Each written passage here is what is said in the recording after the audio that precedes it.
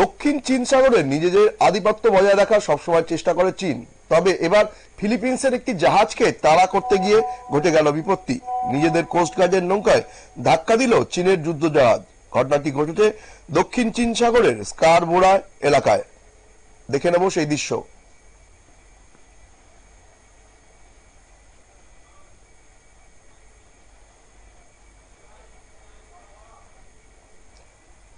চীন যে কিভাবে চীন সাগরে নিজেদের আধিপত্য বজায় রাখে তার একটা দৃশ্য আমরা দেখতে পাচ্ছি, এবং সেখানে ফিলিপিন্সের একটি জাহাজকে ধাওয়া করতে গিয়েই ঘটে গেছে বিপত্তি।